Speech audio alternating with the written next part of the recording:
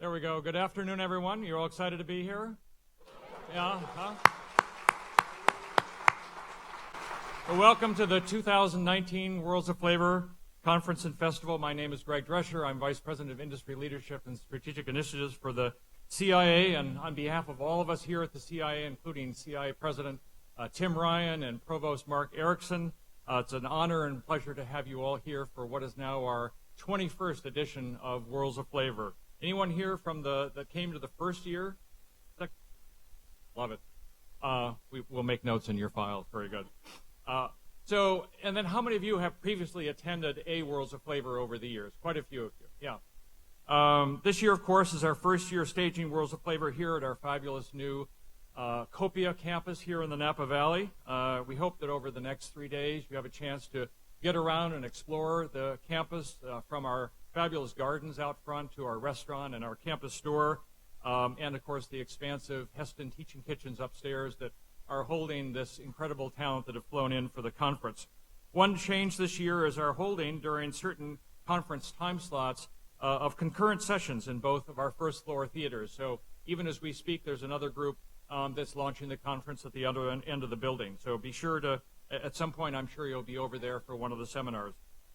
Our theme this year is Cultures of Deliciousness, Flavors and Traditions in Motion from the Mediterranean and the Middle East to South Asia.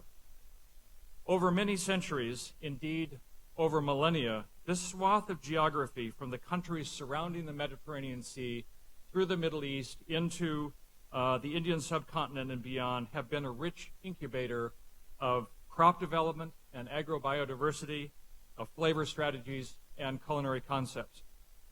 Think about the world heritage of home cooks in these regions experimenting with various ingredient combinations based on locally available produce and other foods, together with the spices and aromatics and other exotic flavors brought by the traders relentlessly crossing these lands, all shaped by wars and conquests, empires, and kingdoms of all sorts.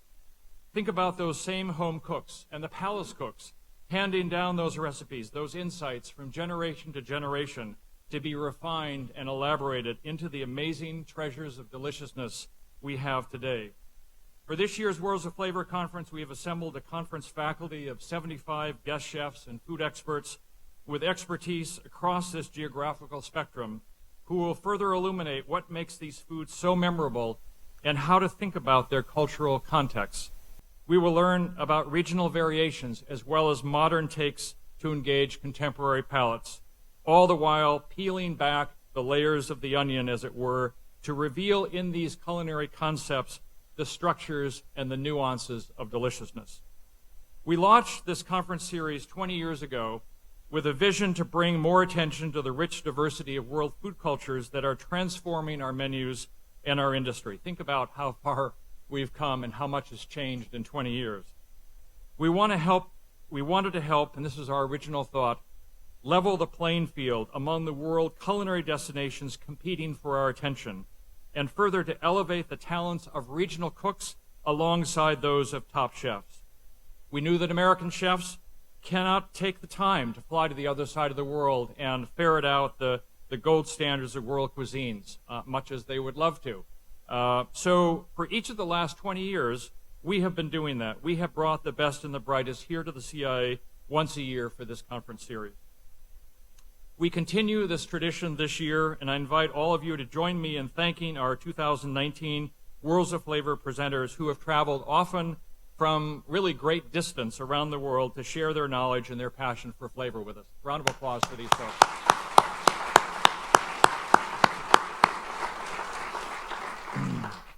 And at the outset, I would like to highlight the role of our conference underwriters. We are grateful to all of our sponsors who, through their support, have been instrumental in making this conference possible. You will be meeting them throughout the conference, and I hope you will take the time to talk to each and every one of them and let them know how much you appreciate their support of this vital industry educational gathering, now 21 years strong. A round of applause for all of our sponsors.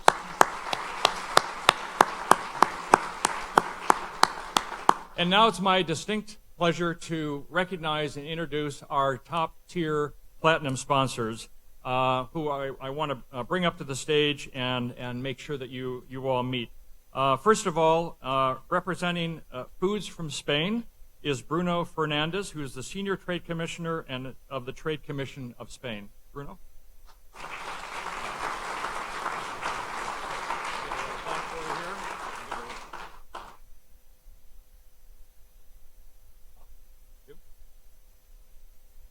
Next is representing Kikkoman, and by the way, Kikkoman has been our sponsor of this conference every year for 21 years. So representing Kikkoman is Jane Foreman, Senior Manager, Marketing and Product Development. Jane?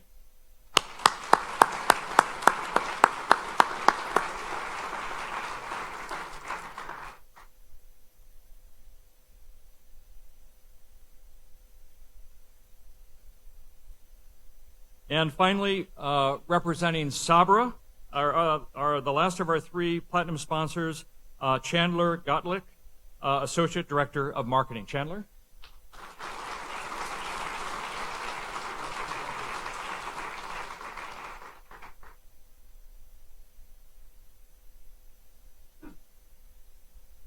Okay, let's get started with our opening session, Defining Deliciousness from the Mediterranean and Middle East to Asia. To introduce this session, please welcome to the stage Worlds of Flavor Conference Program Director, author, Food Studies Scholar, and most recently Deputy Director of the Torre Barra Mediterranean Center, a joint project of the CIA and the University of Barcelona, based in Barcelona, Spain, Dr. Anne McBride.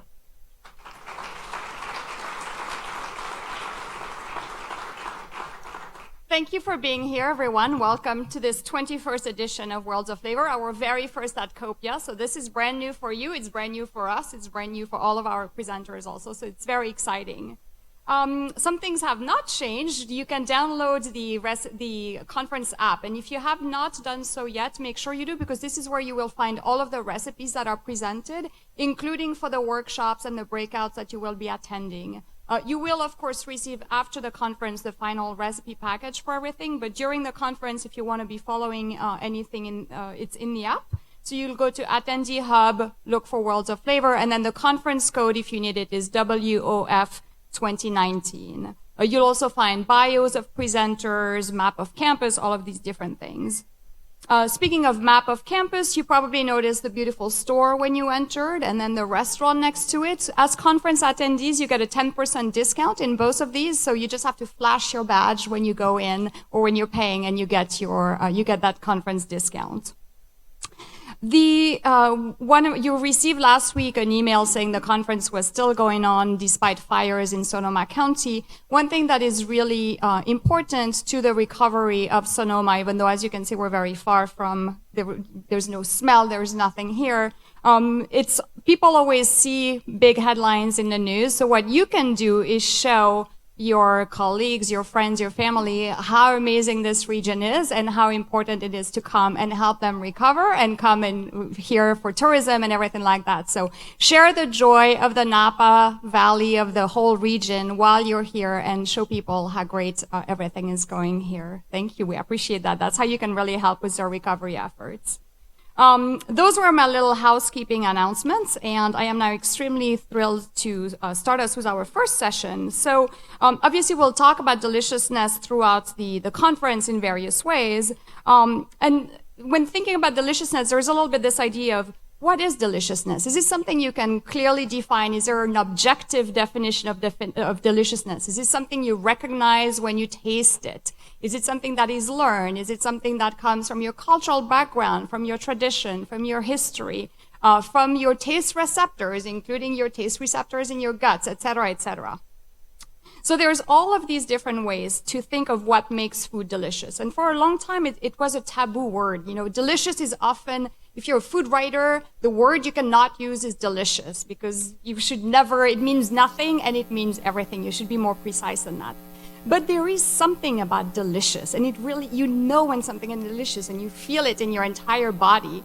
And so that's the kind of questions that we asked our presenter to answer. And in particular for this first session, we have presenters from all of the different regions of the conference, and we asked them what comes to mind when you think of deliciousness in relation to your cuisine, your philosophy, your restaurant, what is the first thing that comes to mind? And that's what they will be addressing in their presentations.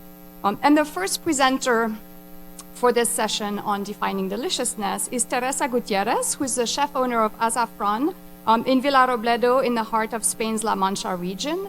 She will talk about that, but what's unique about her is all of the staff, both front of the house and back of the house of the restaurant, are women. Does that define deliciousness also is an interesting question. She began her university degree in odontology, but left it to pursue her dream to become a chef.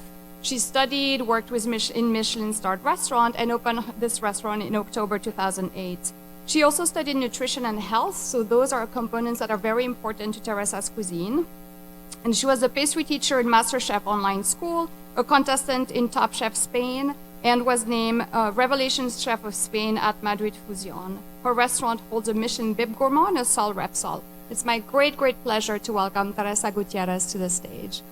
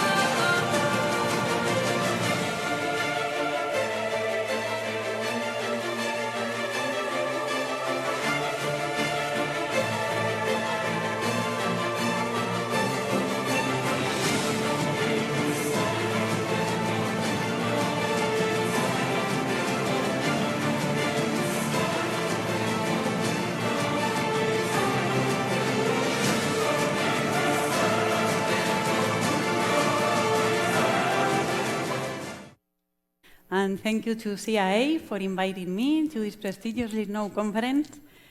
Firstly, I would like to apologize for my English, but I promise I will give it my best. And I would like to apologize for my nerves. As Anne has said, I'm Teresa Gutiérrez. Okay. As Anne has said, I'm Teresa Gutiérrez, and I come from Villarrobledo, at the heart of Spain. Now, a little bit about me. Since I was a child, I have always had the dream of becoming a chef, but following family tradition, I studied to become a dentist. My family has a dental clinic where my father and my brothers have been working for many years. The years I studied at the university, I gave it my all to be able to become a good dentist, but I always had a problem. I liked cooking much more than studying dentistry. During exam time, I relaxed by going to bookstores, looking for cookbooks, or to markets in search of new ingredients. Finally, I decided to go for my dreams. And in the last years of university, I made a crazy decision and I ran with it. I left everything to study at a culinary school. It was a difficult decision and I was very scared. I didn't know if I had taken the right path. Now, I would like to go to tell that scared girl, Teresa, don't be afraid, go ahead, fight for your dreams, and who knows, Maybe one day you will have your own restaurant and you can go to tell your story to the Worlds of Flavor in California. Sorry.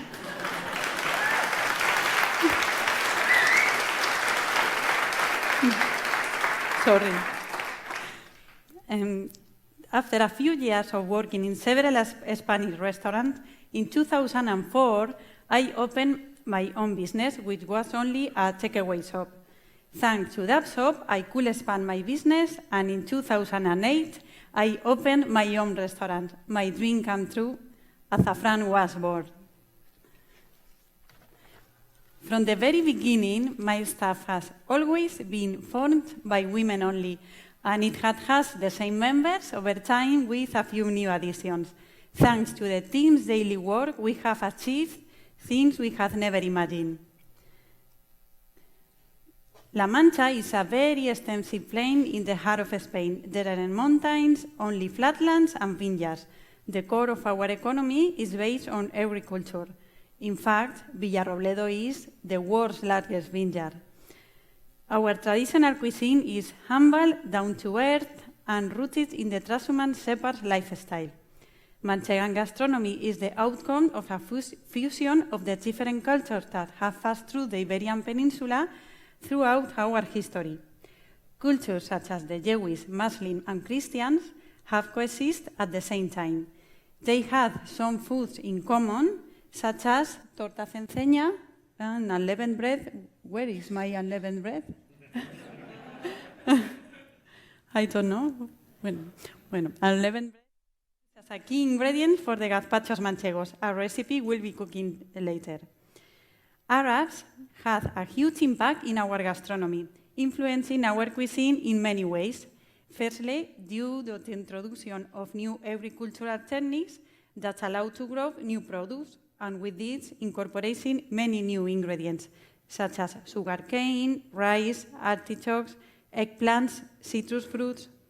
Also, by incorporating new table ceremony with different courses per meal, like the Spanish tapas.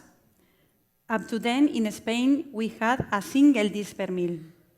And most importantly, the saffron, which is now not only one of the star products in my region and the most expensive spice in the world, but also it has inspired my restaurant name. My work philosophy is based on the respect for traditional cuisine and the local products of my homeland, La Mancha. We use basic locally farmed products, such as cereals, spices like La Mancha saffron, manchego cheese, local small game, manchego lamb, mushroom, and salted dry fish. We are able to make delicious dishes only with a few ingredients. When I set up my restaurant, I decided to study nutrition and health, to be able to apply the knowledge in my cooking. Our traditional recipes had too many calories because people used to work in the fields and needed to have enough energy for their long days at work. I wanted to cook these traditional and delicious dishes, full of flavor, but with less calories, much healthier and suitable for any restaurant table. And now I'm going to introduce the recipes we'll be cooking later. One of the most representative dishes of Manchegan cuisine is gazpachos manchegos. When people imagine gazpachos, they think that it is a fresh cold soup made with tomatoes and another fresh vegetables. But this is gazpacho, without the final S. In La Mancha, gazpachos are very, very different to the soup. Gazpachos manchegos is a game stew served with unleavened bread. And where is my unleavened bread? History tells that shepherds used to cook this unleavened bread in an open fire, and they used to carry it in their donkeys' saddlebags. When they stopped to eat, they used to cook this game dish, adding little pieces of the unleavened bread to make the gazpachos thicker. Afterwards, they used to serve the gazpachos on top of the dry bread, using the bread as a plate.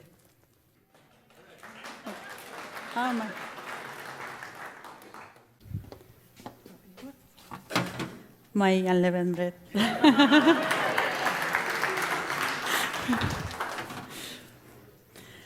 And Another representative dish is atascaburras.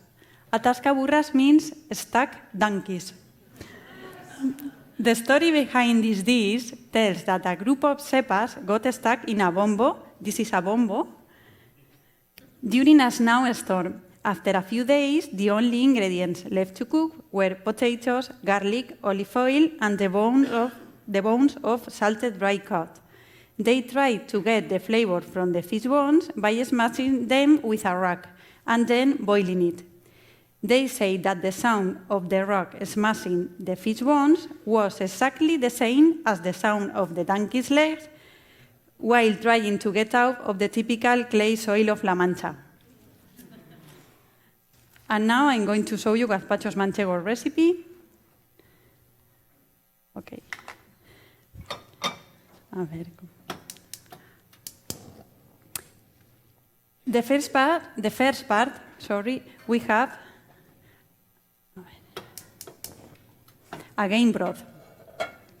We boil pigeons, rabbits, and vegetables for 10 hours. After 10 hours, we have to clean the meat. Where is the meat? Okay, yes. Thank you, Anne. We have to clean the meat, to strain the broth, and reserve both. The second part, we have a vegetable broth base. We have to cook slowly chopped onions and tomatoes with olive oil.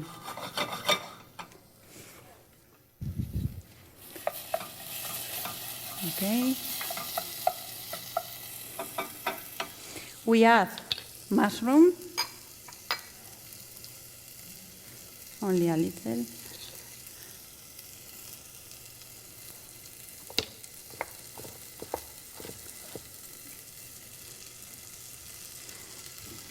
Here's the mushroom,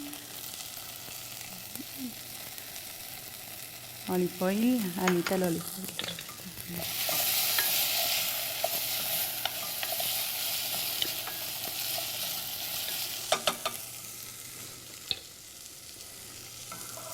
Okay.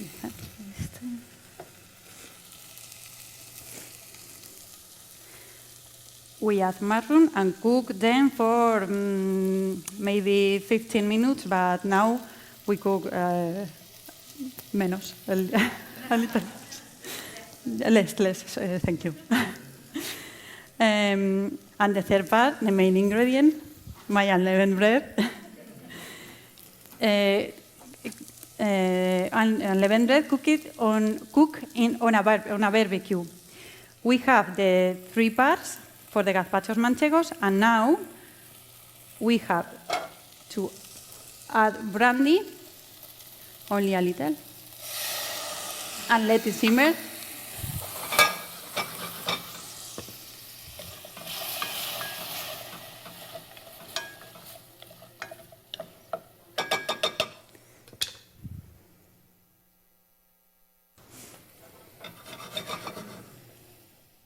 We add the game meat.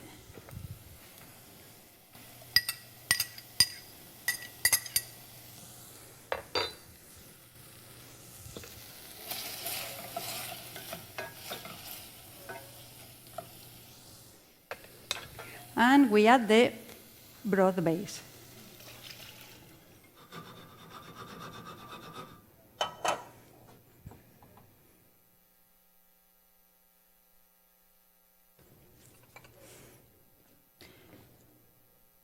We have the unleavened bread. We have to chop the unleavened bread and add into the pan.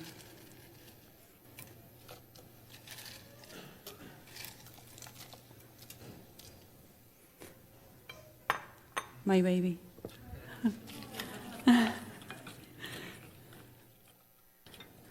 Okay.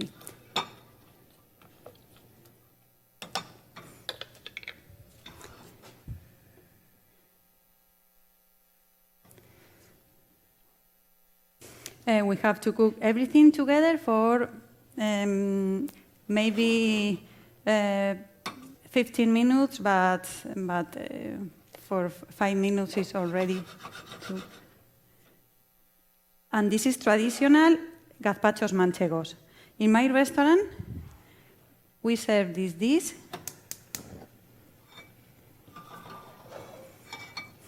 with pigeon bread,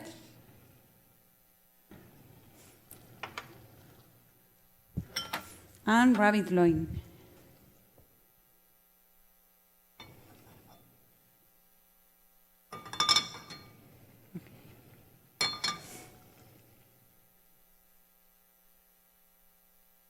Okay, and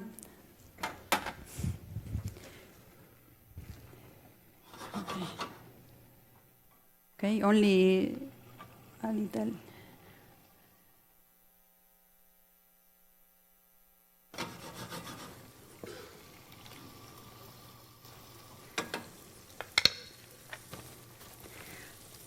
And the other recipe is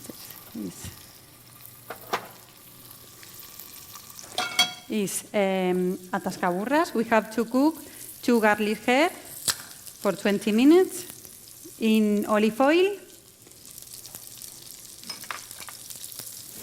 and add lightly salted cod. This is the cod. We have to mix grated potatoes,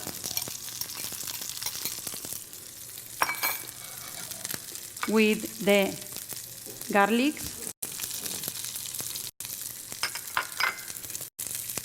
and the cod. This is.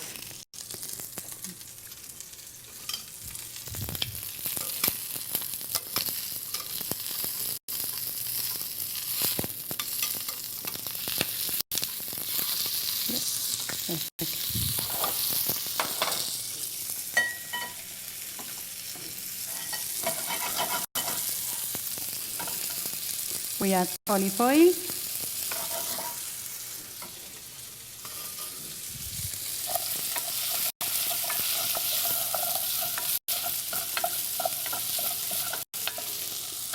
and the skin. We have to add the skin. The skin is very important in the recipe because it has all the gelatin.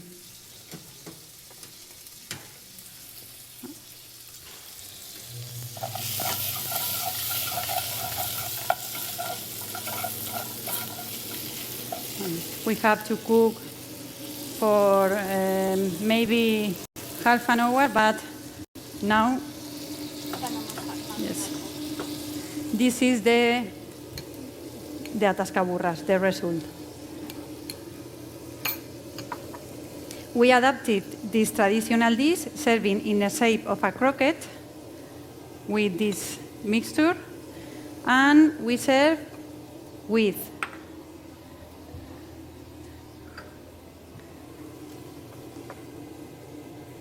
a manchego cheese cream in the base,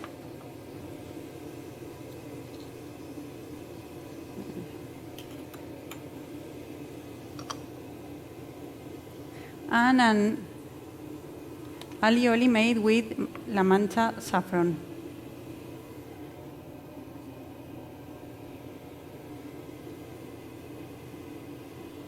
Okay. And this is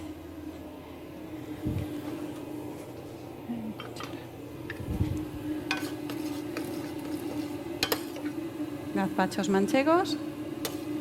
It's very different to gazpacho andaluz. Okay.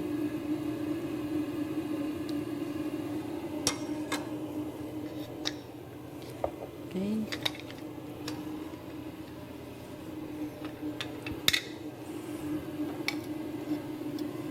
With the pigeon breast, the rabbit loin,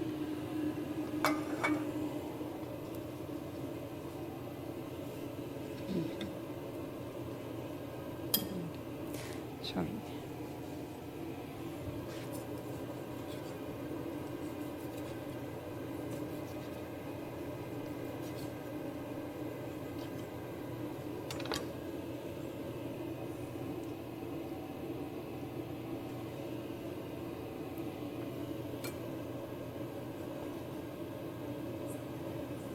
Okay.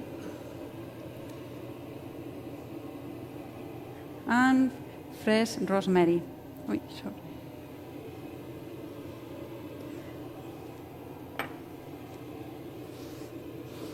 A big round of applause for Teresa.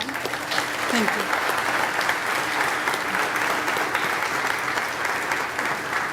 Okay. And Carmen, whom you heard in the back, will be able to say she was at her mom's very first presentation in English, so that's really special for us.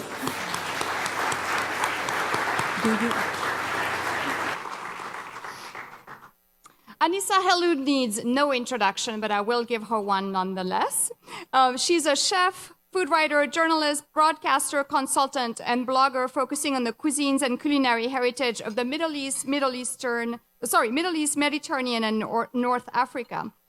Anissa was born and raised between Beirut, Lebanon, and Syria, so she knows the Mediterranean really as only a native can. She's the author of a number of books, including her most recent one, Feast, The Food of the Islamic World, which was shortlisted for the Art of Eating Award, won a James Beard Foundation Award, IACP Awards, and made a number of Best of the Year lists in numerous publications. She's also the author of Sweet Middle East, Lebanese Cuisine, Modern Mezze, and a number of other publications.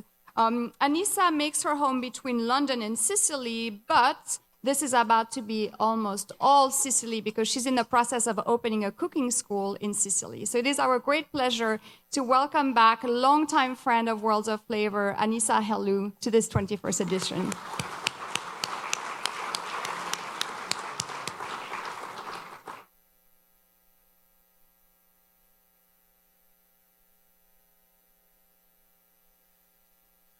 Today I'm going to make two recipes that are served together, and they are from the Arabian Gulf, in fact from the United Arab Emirates. One is actually, I'm doing a leg of lamb, but in fact it would be a baby goat. And when I say baby, it would be like a tiny little baby goat. I remember there was one memorable meal in Doha where I was invited for lunch. And the table, like all Arab tables, was full of food. But there was one dish that was extraordinary. It was rice, a saffron rice, and on it was this tiny little animal with its head still on that was like one of the greatest delicacies ever. And it was amazing. The dish in Arabic is called matfoon because the goat is marinated and then it's wrapped in a wet straw mat and then buried in a pit oven and baked for hours overnight or early in the morning, and then served with rice. I normally, when I'm in London or in Sicily, actually in Sicily I can buy baby lambs and I can do a whole animal, but in London I buy a leg of lamb. The leg of lambs that I buy in London are smaller than here. The lambs here are really big, so this is an enormous leg. And the marinade is really interesting. It's a combination of rose water and saffron, which you put to infuse for about 15 minutes. And once the saffron has infused, now we don't have time, but I would normally leave it for 15 minutes. And the way you know, I'm sure you all know how to buy good saffron, but there is a lot of fake saffron around. And fake saffron is basically either a mixture of real saffron and colored straw or safflower, which is not saffron at all. And a cook in Qatar taught me how to kind of judge it. And she said she would suck on one of the threads and then put it in a Kleenex. And if the color is yellow, then it's real saffron. If it's red, then it's fake. And I've had a fake saffron offered to me more than once.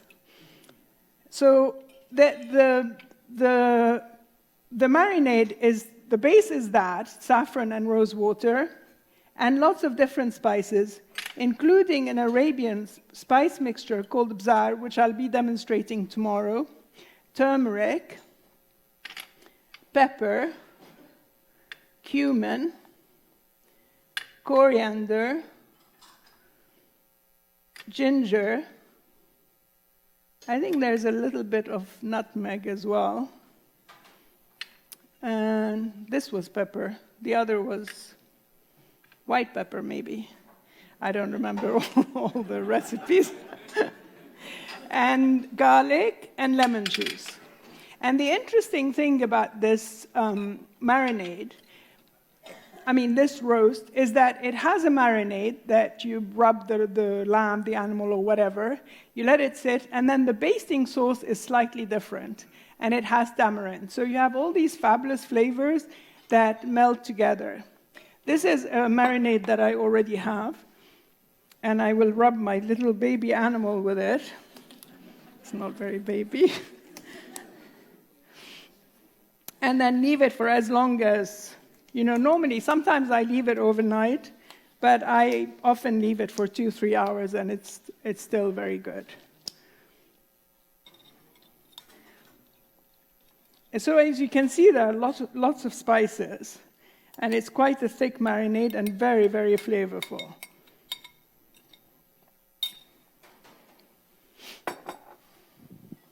And so you just rub the lamb with it, both on top and underneath. It's huge.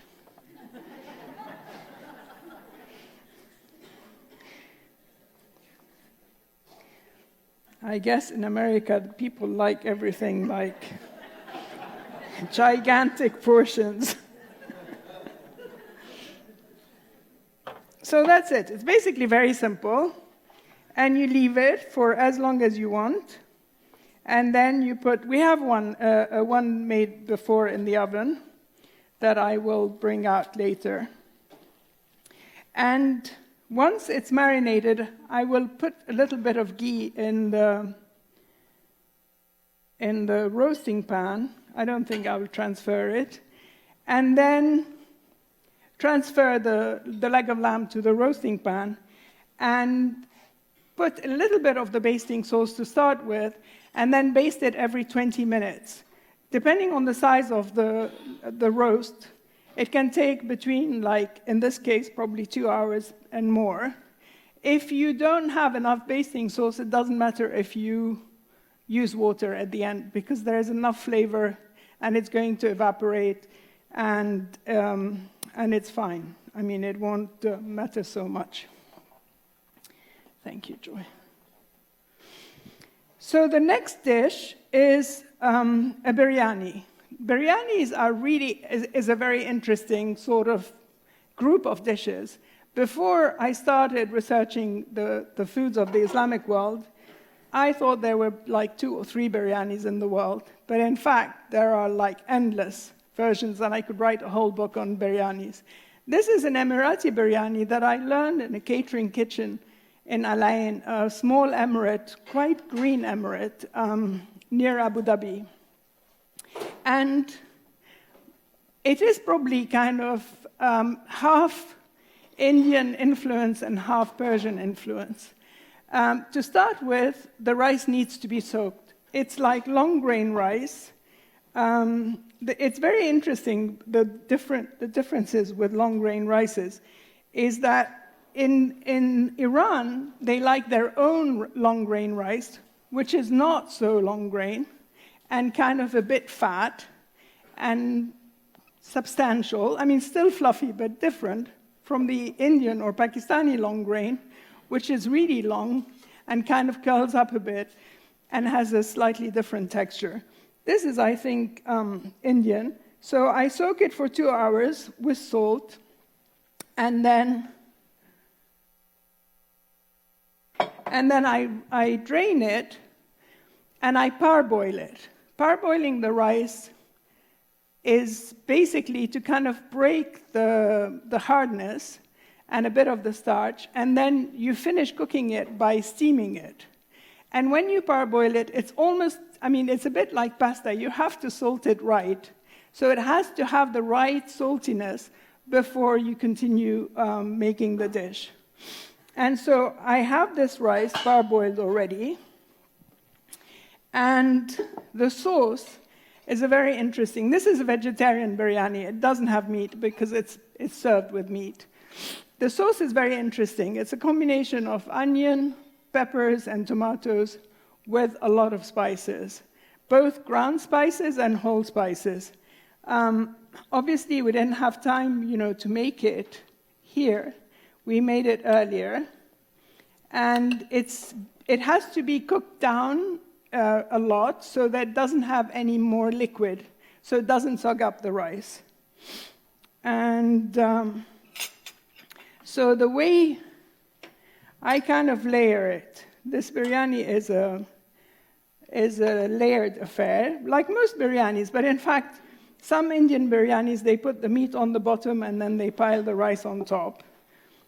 So I put a layer of sauce on the bottom.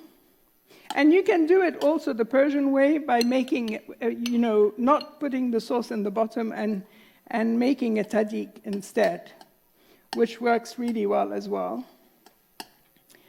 And it has the big dark pieces you see are like dried limes. And in some countries they prefer them black, and in other countries they like them the light ones. So as you can see, the rice has been parboiled and is still kind of very separate. And the whole point of rice is that, cooked this way, is that it should be very fluffy and the grains very, very separate. And the beautiful thing about this dish is that when you serve it, which I will do later if I have time, you have different colors.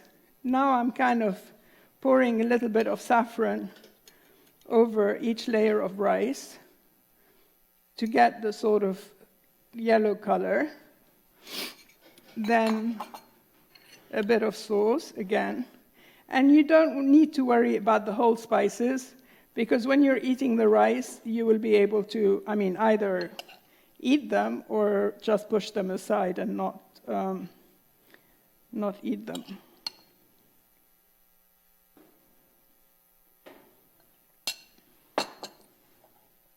Another layer of rice. I stay away from the edges so that I don't get, they don't stick to the sides.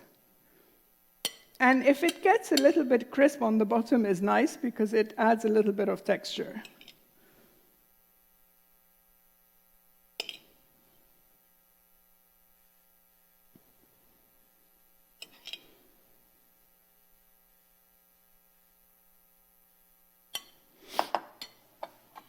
A little bit more saffron. You also know how good the saffron is by the smell. This is good saffron. And the Iranians, I have a friend who calls herself the saffron police. They never use the saffron in threads. They always grind it. And every time I put a picture on Instagram with my saffron in threads, she puts a comment and says, "Hey, saffron police here. What are you doing?" And I say, I like to see them. It's not, it's my problem.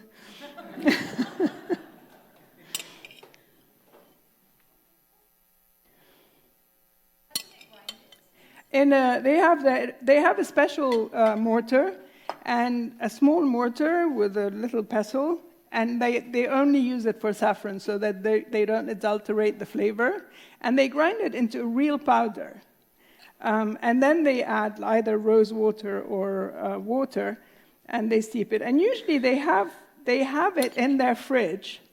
They make a batch, and they keep it in the fridge, kind of hermetically sealed. And it doesn't matter. It doesn't get spoiled, and they use it whenever they need to. But I haven't yet graduated to pleasing my saffron police friend.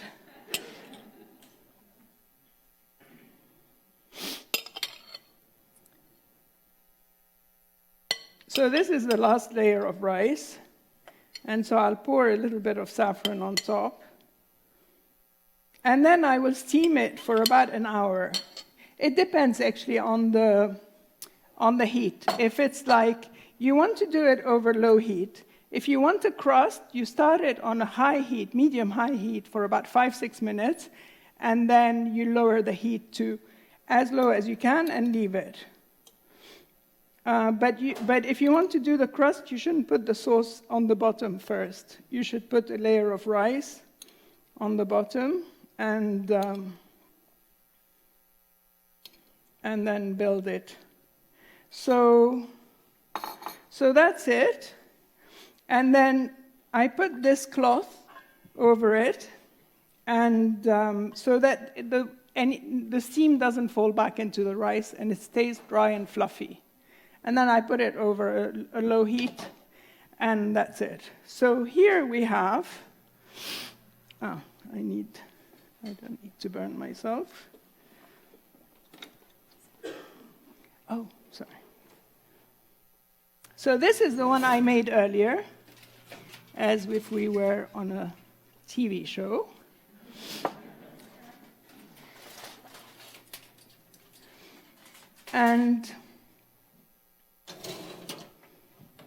And basically, I can baste it two ways. I can add a little bit. This is the basting sauce. That's tamarind, lemon juice, and saffron, and rose water as well. Or I can do what I'm doing now, like this, or just with a spoon and then carve it.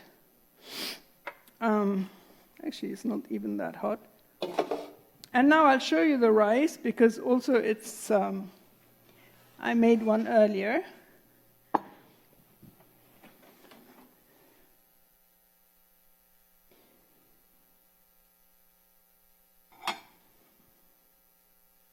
And the interesting thing about this rice, and the beautiful thing about this rice, is when you want to serve it, you don't want to mix it too much. You want to mix it just a little bit so that you have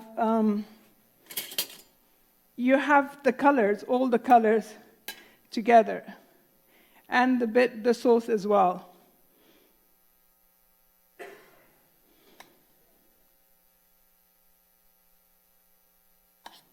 So a little bit of white as well.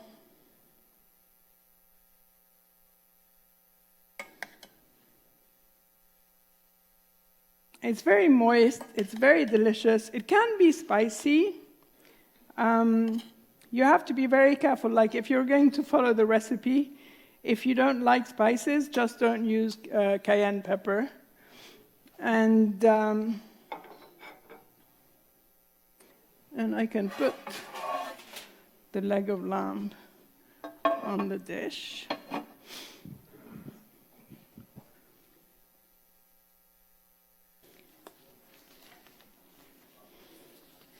And that's it. And it's a perfect, sometimes I serve this for Christmas, and I make carrots and saffron as well to serve with the rice. And that's it. A perfect kind of, exotic meal that is not too exotic, and beautiful and nourishing.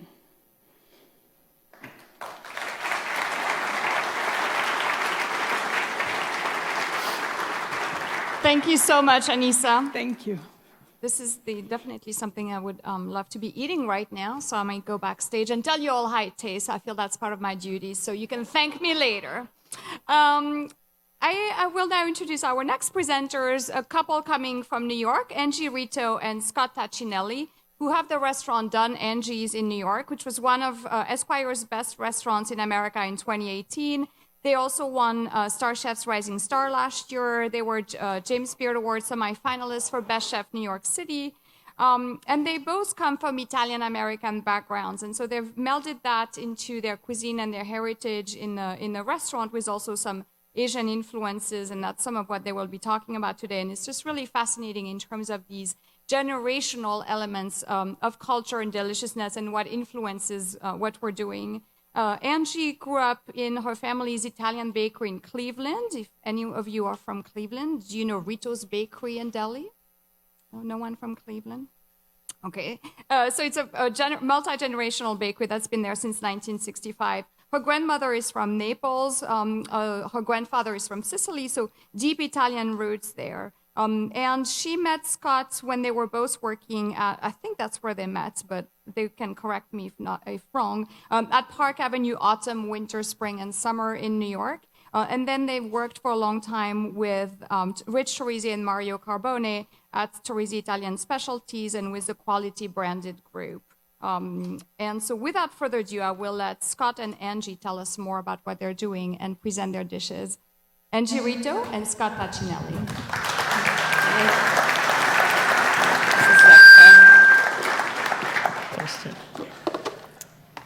Hello, everyone. So as Anne mentioned, we're here from New York City. We have a small restaurant called Don Angie in the West Village. And we do Italian-American cuisine. It's kind of our take on Italian-American cuisine. We use like a lot of different global influences. So the dish that we're going to show you today is actually a dessert. It's a fior di latte mochi. There's a couple of like plays on words there, I guess, because so we make a fior di latte gelato, which is basically like a fresh cream gelato, and then we make it into a mochi, and it sort of looks like mozzarella, the finished product. We serve it with olive oil, sea salt, and mozzarella, cow's milk mozzarella, is actually called fior di latte in Italy. So I am fior di latte means? What's that? Fior di latte means? Oh, fior di latte means like the milk cream, the flour of milk. So we're going to show you how to make the mochi. I'm just waiting on my dough to arrive here any minutes. So in New York City, there are a plethora of Italian restaurants and Italian-American restaurants. And as you guys may or may not know, New York is an extremely challenging city to have a restaurant that is successful, and for a lot of different reasons. So when we decided to open an Italian restaurant, we knew that we had to do something very different because there would be no reason for us to, how we could set ourselves apart from everybody else. So we really thought long and hard about Italian-American food, and we have a real love for what we call red sauce food. So just to give you a little history on like Italian-American and what it means, and when we talk about it, when Italians started immigrating into the U.S., which I'd say most of them typically came from the south of Italy, from the region of Campania, or even south of there. They emigrated a lot went right into New York City, and then they tried to create the dishes that they were eating back in Italy, and they didn't have the same ingredients. So they came up with dishes like chicken parmesan, which is something that you really don't find in Italy, like baked clams, or things that you don't see in Italy. So what we do at our restaurant is we have a real love for this type of food because this is what we grew up eating. We take things like baked clams and chicken parmesan, but we do them in like a very new way that nobody's ever seen before. And that's how we were able to find our niche in New York City. And knock on wood, it's worked for us. So we're very lucky that that the people of New York and all over the United States have like understood what we're trying to do. So we're just waiting for the mochi dough. You can talk about how So let me just tell you about the dough before it arrives. So traditional mochi actually originated in China, although nowadays it's more commonly found in Japan. It's made from glutinous rice. The old school method of making it, you basically like soak the rice overnight and then steam the rice, and it's like this huge like labor-intensive process of pounding it for a long period of time to achieve the right results.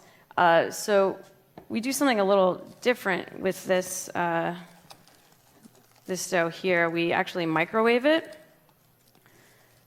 and we use a flour called shiratamako, which is made from glutinous rice. There's a couple of options you have. You can use shiratamako or you can use mochiko. Shiratamako is actually made from, they basically like wash the rice and then blend it with water, and then the water that runs off of that, they dehydrate that, and it comes out like these little like sort of like crystals, and that's what's used to make the mochi. You can also use mochiko flour, which is basically just ground glutinous rice. We use the shiratamako for this because we think it yields a much like smoother finished product. So this is basically the shiro tamako with sugar and water. And we steam it in a microwave. You can use any sort of microwave-safe container. We steam it for 2-minute intervals 3 times, so basically a total of 6 minutes. And it's just like this gooey mass. So I'm going to put some potato starch on the counter here.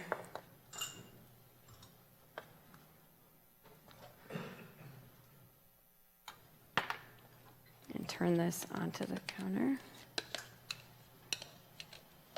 So we have a tiny restaurant in New York. It's only 50 seats, and we don't have a pastry chef. So Angie and I come up with all of the pastries for the restaurant. We have 4 desserts on the menu.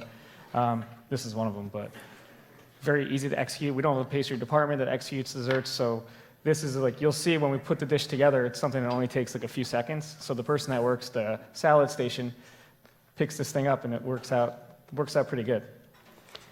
So basically, I've put a generous amount of potato starch on the bottom here. I put some on top. I'm just kind of like gently patting this down, flattening it out. I just flipped it over. Basically, I'm just ensuring that like nothing is sticking. And I'm just kind of like molding this and stretching it with my hands.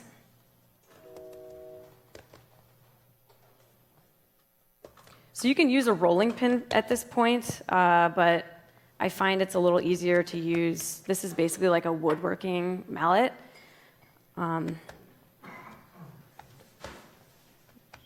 Just kind of pound it out.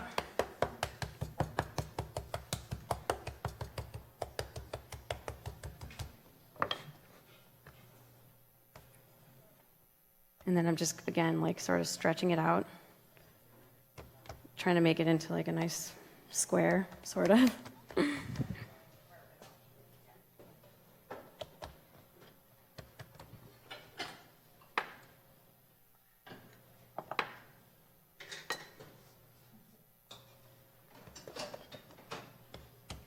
this point, you can use the side of this mallet, kind of really flatten it out, make sure it's even. It's a little messy.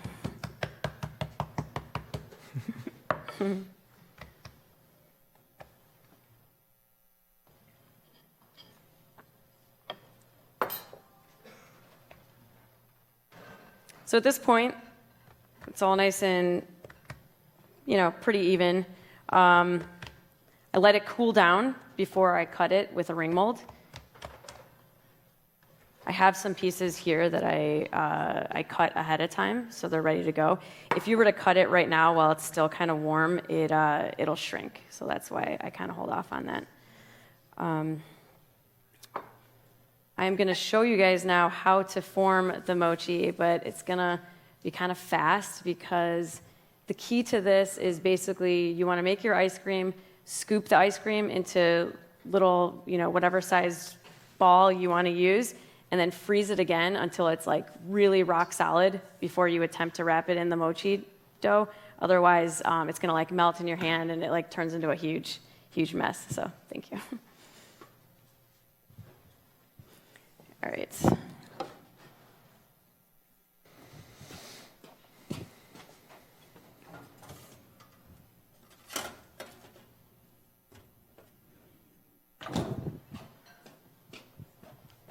You could do more than one. What's that? You could do more than one, right? Yeah, there's like a bowl over there.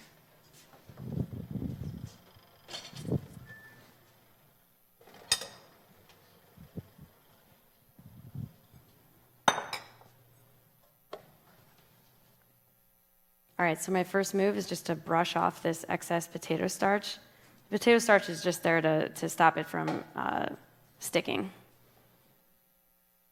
And then kind of like a dumpling wrapper, just kind of fold the ends together, one side, then on the other side. And I'm kind of pinching them closed in the middle. And then again, you repeat.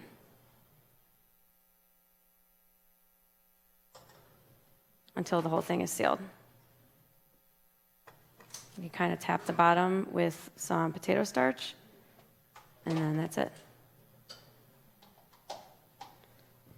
Then to serve the dish, we actually we cut it open and we serve it with a little bit of olive oil and sea salt.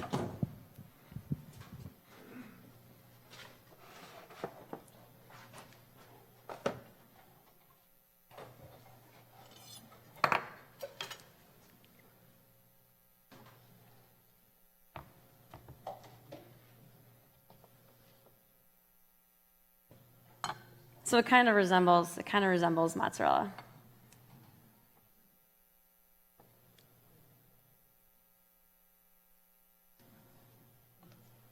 Sea salt. So we put sea salt. In the restaurant, we use Tajasca olive oil for this from Liguria. It has like a really mild, fruity flavor to it. We think it really pairs well with the flavor of the cream from the dessert. And that's it. And the final touch is a little bit of black pepper.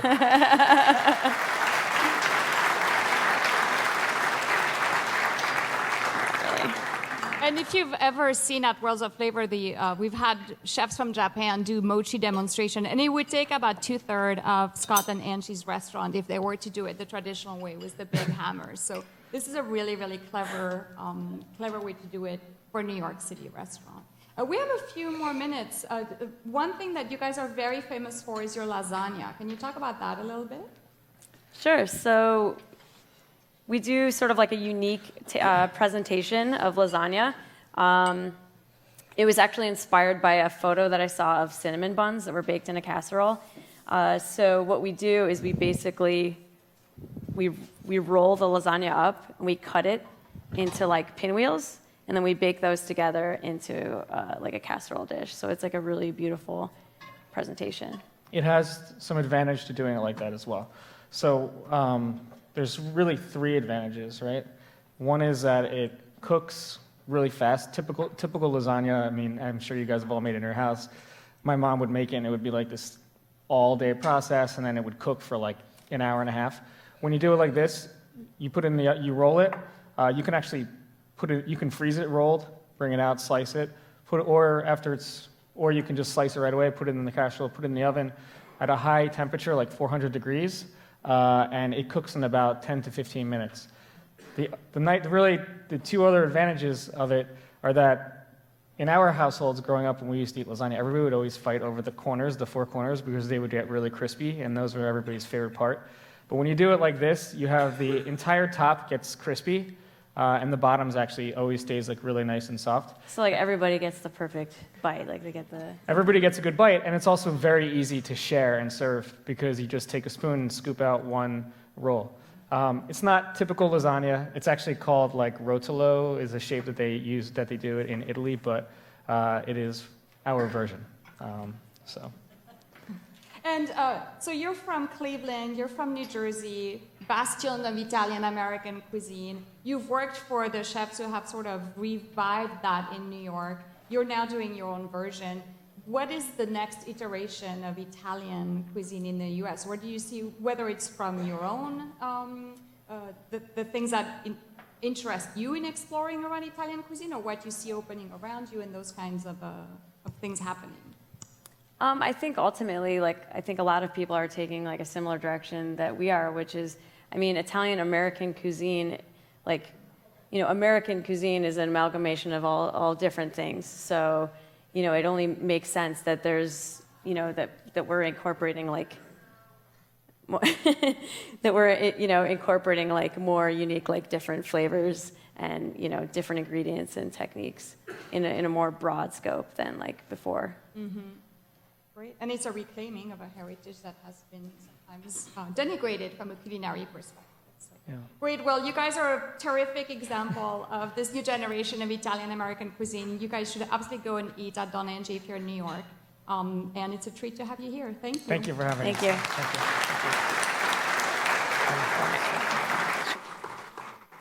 So Greg was asking earlier who had been here at the very first Worlds of Flavor, and it turns out that one of our presenters backstage, you couldn't see, but was raising his hand. So it's a real treat to have Floyd Cardoz here and Chef Thomas Zacharias. who is a CIA grad and was valedictorian of his class at CIA in 2009. So they will both be presenting some of what they're doing in India. Floyd is a culinary director of Bombay Canteen and O Pedro in Mumbai, India. He's a celebrated Indian-American chef. You've probably been to his restaurants in New York over the years. He also he's a 4-time James Beard Award nominee. He regularly works with Share Our Strength, City Harvest, CCAP, Madison Square Park Conservancy. He also won the season 3 of Bravo's Top Chef Masters and has done a number of things in dividing his time between New York and India. Thomas Zacharias is, as I mentioned, studied at the CIA. He then worked at Le Bernardin and returned to India in 2011, where he helmed a Mediterranean kitchen at Olive Bar and Kitchen in Mumbai. He joined Bombay Canteen as executive chef in 2014, but before that had traveled extensively across 18 states of India to really understand the richness of the regional traditions of Indian cuisine. And that's one of the big differences that we're seeing now among Indian restaurants in the US also, is it's no longer Indian cuisine, but there are these regionalities that are coming, and a lot of that knowledge and education that is coming through also here. But in this case, they will be telling us what they are doing with Bombay Canteen in India. So Floyd Cardoz and Thomas Zacharias. Who are still trading mics with Scott and Angie, so we'll just clap extra long. No, here they are. Yeah, thank you. Good evening, everyone. Like Anne said, I'm a CIA graduate from 2009, so in a way, this is coming full circle for me. It's a very special event to be a part of. We have a restaurant called the Bombay Canteen, and the Bombay Canteen is a restaurant that celebrates the regional diversity of India, but we have a little fun with it. When we try not to take ourselves too seriously. By show of hands, how many of you have been to an Indian restaurant? Great, everyone, right? Now, I will bet you $1,000 that in the restaurant that you went to, you would have had a chicken tikka masala, a palak paneer, a dal makhani, right? So the irony is that if you go to an Indian restaurant in India, it's going to be the same. So most of us growing up in India have the pleasure of eating incredible food at home, and that's specific to our regional cuisine. And then we have Indian restaurants. We have the same 50 or 60 dishes repeated over and over and over again. And I was lucky enough to travel to a whole bunch of places around India, and what I discovered was that real food in India is nothing like you would find in Indian restaurants. In fact, Indian food is not the kind of food that makes you feel heavy at the end of the meal, the kind of food that is all greasy and packed with spices. You don't want to really take a nap at the end of the meal either. We cook food that's light, refreshing, seasonal, local, and fresh. And I want to start by, we're going to be doing 2 recipes today. One is going to be prawn taco, and the other is a green chickpea chaat. So I'm going to start off with just the onions and the oil. When you're talking about deliciousness, what we try and do at the restaurant is to extract as much flavor as possible. So instead of throwing away the heads and the shells of the prawns, what we do is we make a prawn oil. I've left one head in there for you guys to see. And we extract all that delicious flavor of the prawns and we throw it back in the dish. So we start off by heating some of this prawn oil and then tossing the onions in there. So one of the things we do at the restaurants in Bombay is it's very important for us to, if we wanted to open an Indian restaurant in India, people already had preconceived notions like they do in the United States. And we didn't want to do anything that people already ate. So we took things and played with them and changed them a little bit. Like you will not see a dish like this in an Indian home, but you will eat this dish that he's making, the prawn mapas, with a roti or a rice bread. We use theplas, which is a bread from Gujarat. Incidentally, the people from Gujarat are all vegetarian. So we do tacos with actually pork vindaloo from Goa. We do it with prawn from the south. We do it with chicken. And we always keep on doing things like that. So we kind of introduce and cross-culture, mix the cuisines. Because I think, there's no hard and fast rule that you have to eat a naan with an Indian curry. I never ate one growing up till I was 18. I didn't even know what a naan was. So, I had breads, I had European-style breads at home, so we always do things like that. So you usually want to let the onions sweat a little bit. And then once that's happened, again, season as you go. Thank you. Add curry leaves. Again, I don't know how many of you are familiar with curry leaves, but it's this herb that we use a lot of in southern India. And as the name suggests, it smells like a combination of a whole bunch of spices put together. And as soon as it hits any form of fat or oil and heat, you start smelling the intensity of this herb. You always want to put the exhaust on when you're cooking Indian food. And then we're going to put some spices. So we have turmeric, red chili, coriander powder. And while it's cooking, you want to cook out the raw flavor of the spices. And again, with Indian food, it's all about the balance of the spices, but also about making sure you know when to apply what amount of heat and to stop that process. You add chilies. We usually use green chilies. Here I have to use serrano chilies because that's kind of the equivalent you have here. And chopped ginger. Again, cook out the raw flavor of the aromatics.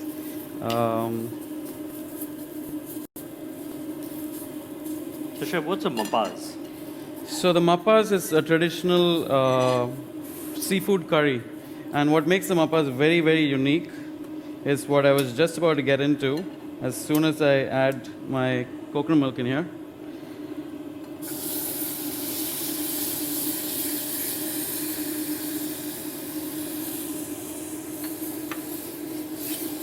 Is this ingredient right here. This is something called the kodampuli. I'll leave it here so the camera can focus a little bit on it. Kodampuli, also known as Malabar tamarind, is a sour fruit. It resembles a tiny green pumpkin. And it's dehydrated, it's sun-dried, and then smoked. So it's got this intense aroma of smoke, but it's also sour, astringent, mildly sweet, and it adds a lot of complexity to this curry. And traditionally, we would add this to any form of seafood curry. It's exclusively used only in one state in India, out of the 29. So you want to rehydrate them with warm water, and then they kind of swell up a little bit, and then you just add them to the curry. So it's also called gamboge, which is, they say, is this actual superfruit that helps you lose weight. You can buy it in Atlanta. That's where I used to buy it from. I've never seen it in New York. There's one store in Atlanta which sells it. And I have the cooked down version of this right here.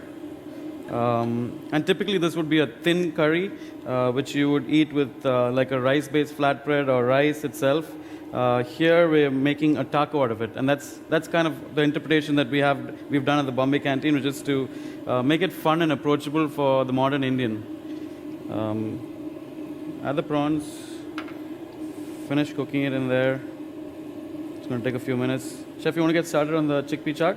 Yeah, so while he's doing this, I'm going to do something else on this side, which is a street food, an adaptation of a street food in India. When I was growing up, we'd get these carts coming around the neighborhood, and we weren't allowed to eat this stuff, but they would sell roasted corn on the cob over charcoal, or roasted chickpeas in a pan, and then make a chaat. Simple, throw onions, throw chilies, and lime juice, and it would be very, very flavorful. So when I came here, I decided that I wanted to do something, but you couldn't really get green chickpeas until now. They're more mainstream. So what I like to do also is what we do also at the Bombay Canteen and the restaurants is I love playing. Indian food is all about texture, and what I find is when you use a lot of texture, and it's as we said earlier, that it's not about heat. Indian food is not always about heat. Indian food is about freshness, about texture, about playing with different things. So I'm using chickpeas in two different forms. So I'm using what is called black chickpeas and green chickpeas. And I like to roast the green chickpeas so they're fresh shucked. And we use a little bit of canola oil. I heat the pan up, and then I'm going to add some spices like mustard, cumin, ginger, chilies, and shallots. I'm going to roast it in the pan, so it's very, very quickly. A chaat basically is a street salad or a street food that you'd get all over India. If you're in the east, it's different from the one in Bombay or from the one in the south. And they're mainly, chaats are normally eaten in India between 4 and 8 o'clock in the evening. And you'd have a chaat, you'd go home, you'd have a couple of cocktails, and then you'd have dinner after that. Because in India, you eat pretty late, after 9 p.m.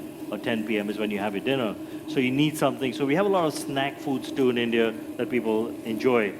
So I have a little bit of canola oil here. And I'm going to start with the mustard seeds and wait for them to pop a little bit. And then I'm going to add cumin, shallots, ginger, and chilies. I'm going to saute that all, add the chickpeas and actually cook them. They get a little bit of a nutty flavor. And then to season it up, I'm going to add something called chaat masala, which is this mix. And I have a box here. This is my favorite brand that I absolutely love. It's the best chaat masala you can get. It's extremely balanced. It's not, you get, if you buy Pakistani chaat masala, it's got a little more heat to it. This has got a balance of sweet, sour, spicy, bitter, and salty. So it's got black cumin, it's got mint in there, bishop sweet. It's got like 17 ingredients, which are important, to give you that salty, sour taste. It's got dried pomegranate, dry mango, all in this dish. So once these spices start blooming, I'll add my cumin to it.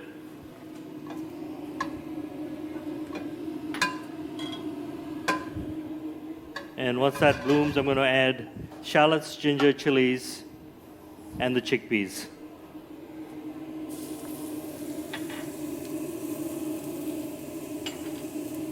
And we've used serrano chili peppers here. I find them the most consistent in heat-wise rather than using jalapenos. Jalapeno is my least favorite chili pepper to use.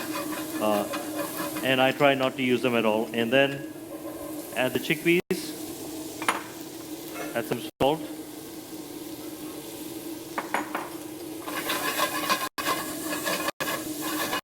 And you can have this hot or you can have this cold. I prefer it warm.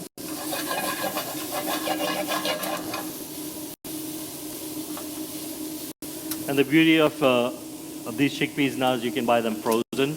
In summer you can get them fresh, but it is a pain in the ass to shuck because you get these small. It's like edamame, and the shells are harder. You can't just pull it out. You have to open it, and sometimes you get the shells in there. And when you cook them in and you eat them, it's like someone lost a nail in there because it's so hard and tough. So when I'm going to assemble this together again, very simply, add some radishes, onions. Indians love onions. The flavor of onions add a different kind of heat and texture to the dish. I'm going to add some chickpeas, the black chickpeas.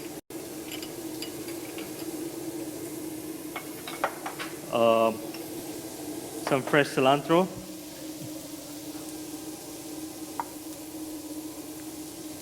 Lime juice. And in India, traditionally, these would be made with unripe mango. But in the United States, it's kind of hard to get the mango. And I like to use apple instead because apple gives you a little bit of acidity that you're looking for that the mango gives you. But it also has another texture element to it. And one of the things I love doing is, like I said earlier, is I love to play with texture.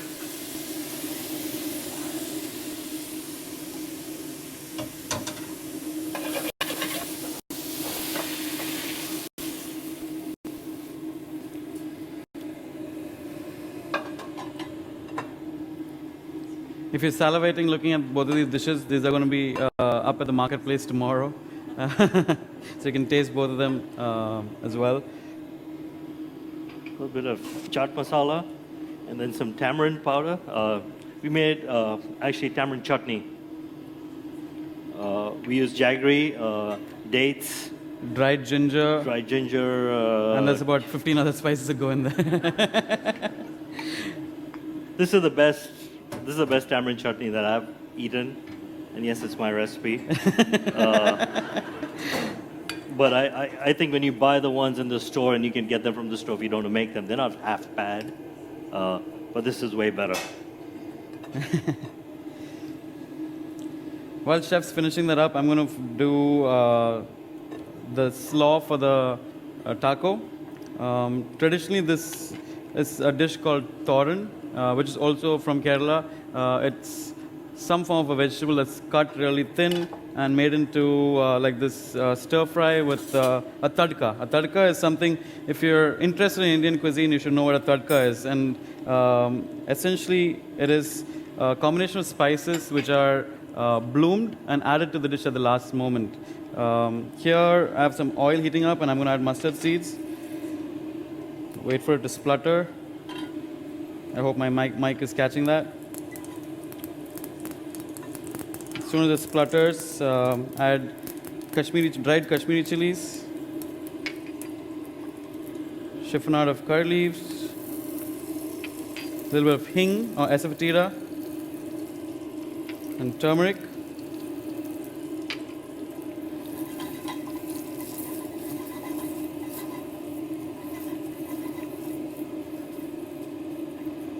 And add some onions in there. And over here, I have purple cabbage, which is sliced thin, to which I'm going to add some fresh grated coconut, green chili again, chopped cilantro, and Goan coconut vinegar. So this is again made from the coconut. And it's got again a lot more complexity than vinegars like white wine or apple cider would. And incidentally, in India, there's one state that uses vinegar in their food, and that's Goa. And we got vinegar in Goa from the Portuguese. So they taught us how to make vinegar. And then you can throw that in there.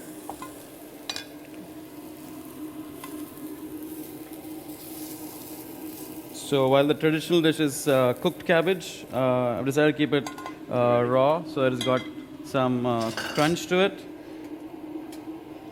And typically we would chill this and let it sit. And same with the curry. Anytime you make an Indian curry, you want to let it sit overnight to allow the flavors to develop. And these are theplas. So theplas are flatbreads from a state in India called Gujarat. They're made with wheat flour, turmeric, and if you can see the green bits in there, that's fenugreek leaves. This is ready. This bread is one of the least known breads in India. And the first time I tasted them, I couldn't believe how delicious they were. And I didn't even know they existed. Again, India is such a big country with so much of food. It is so hard to figure out where these things come from.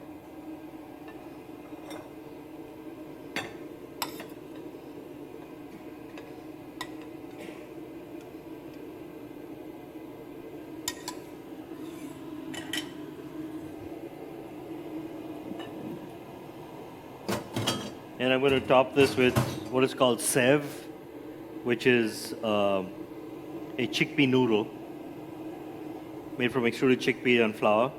And this is very typical, again, for every chaat in India. It adds a lot of texture, again. It's another element of texture that we like in our food.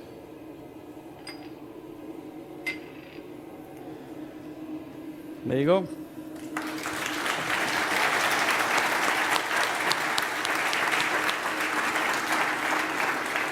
Perfect orchestration, the two of you. You can tell you've been working together for a little bit.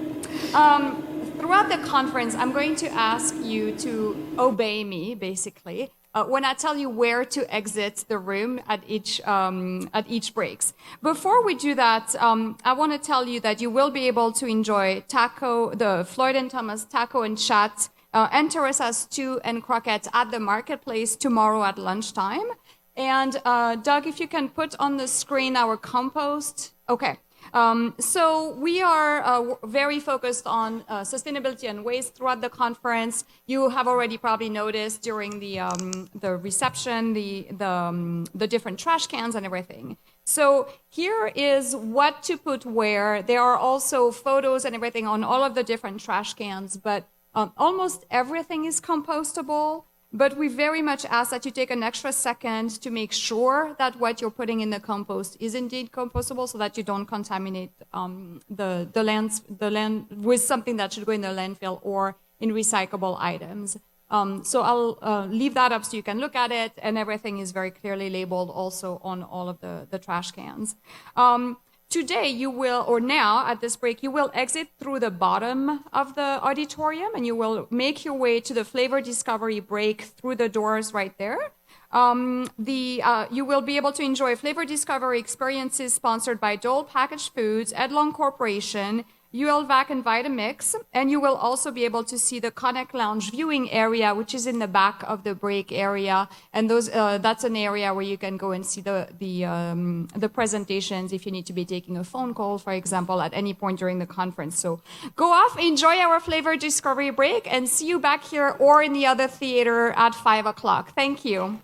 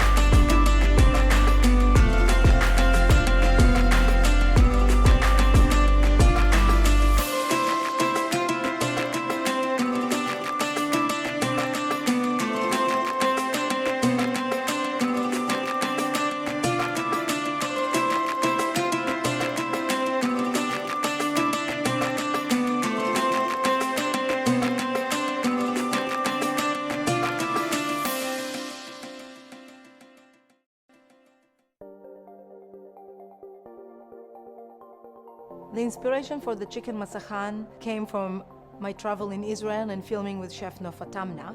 It's a classic Arabic dish that we've adapted for the American kitchen. In this version, we're using boneless, skinless chicken thighs, which we season with chicken bouillon instead of salt and pepper on both sides. You start by searing the chicken in olive oil until it's golden, then flipping it and searing it on the other side. When it's slightly golden on both sides, remove from the pot. Add about 4 or 5 onions that have been peeled, cut in half, and sliced, and saute until they are wilted and slightly golden. Add the chicken back to the pot over the onions. Add olive oil to the pot to cover the chicken fully. Depending on how much chicken you're cooking, you're gonna need a lot of oil. Add spices, star anise, cinnamon stick, bay leaf, cardamom pods, and allspice. Cover and cook on a low heat for about 2 hours until the chicken is fork tender. At this point, you're ready to plate. Take the flatbread, brush lightly with Hellmann's or Best Foods mayonnaise, and put on the grill for just a few seconds to get the bread nice and moist. Place the bread on your serving dish. Shred the chicken with some of the onion and some of the olive oil and put it over the bread. Top the chicken with a fresh herb salad made of parsley leaves, cilantro, mint, basil, thinly sliced semi-spicy peppers such as red jalapeno or serrano, and tossed lightly with Hellmann's lemon za'atar dressing and a touch of salt. So here is our final dish, chicken masakhan. Enjoy.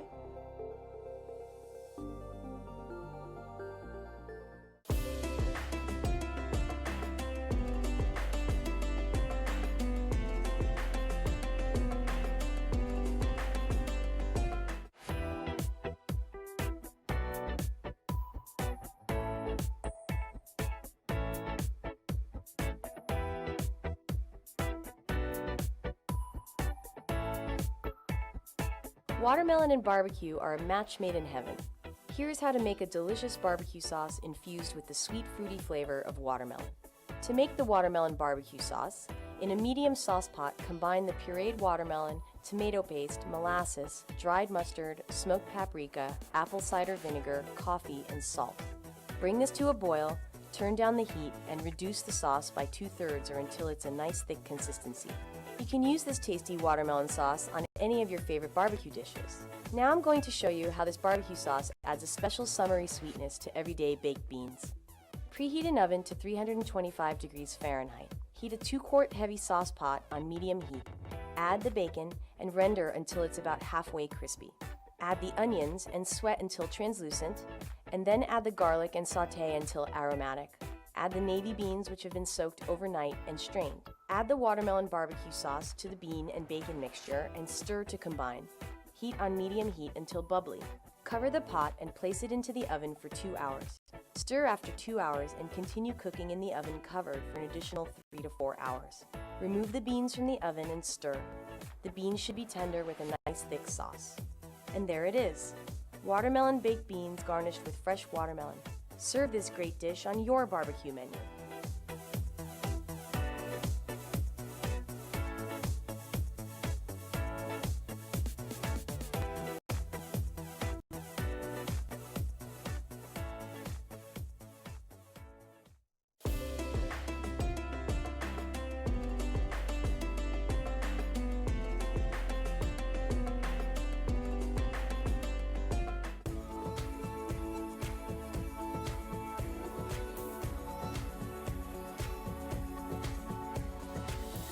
This hearty, healthy, and delicious salad features 2 Mediterranean favorites, farro and grapes.